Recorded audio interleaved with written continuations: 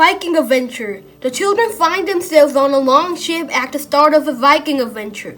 Can they save the Viking village when raiders attack? Today I'll read a book called Viking Adventure in the Oxford Reading Tree series.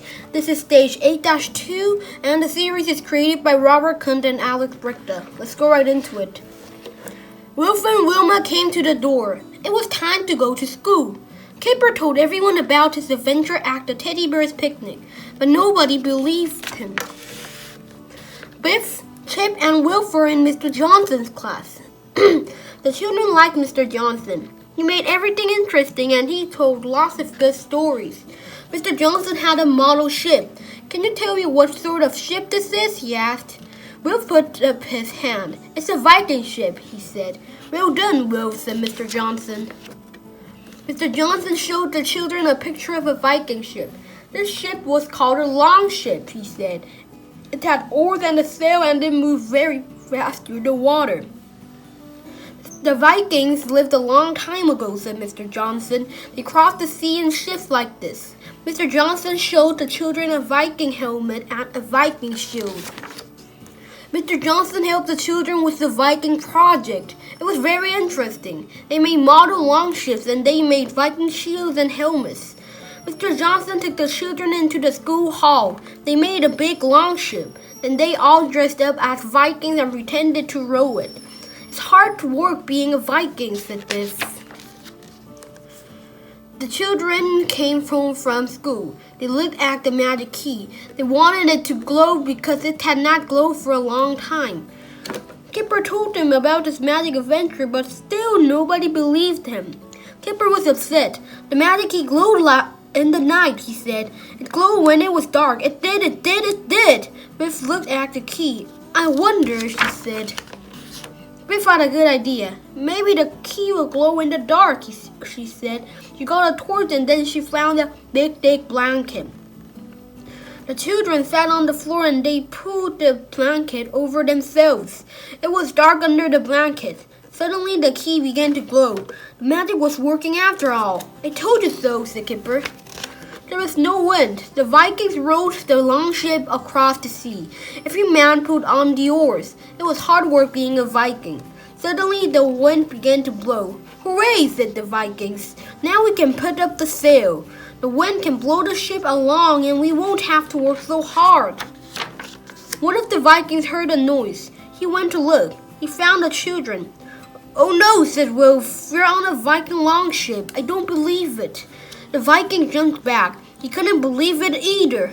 He looked very fierce. Oh dear, said Kipper. He doesn't look pleased to see us. The Viking pushed the children to the back of the longship. Look at all these animals, said Kipper. I don't like it here. It smells. The wind began to blow harder. The Vikings put up the sail. The wind blew harder and the ship tossed up and down. The waves splashed over the children. They got cold and wet. Kipper began to feel sick. It's not much fun on a longship, he said. At last the longship landed. Hooray, shouted the Vikings.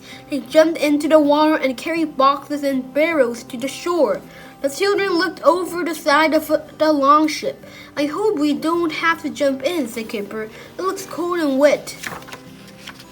You don't have to jump in, said the Viking. I'll throw you in. The children waded to the shore. The villagers were amazed. They had never seen children like these before. Kipper had some sweets. He shared them with the Viking children. They had never seen sweets before. They didn't know what to do with them.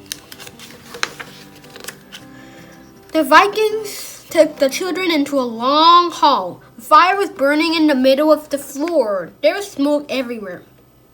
It began to get dark and soon it was time to have some food. So this is what Vikings eat, said Wilf.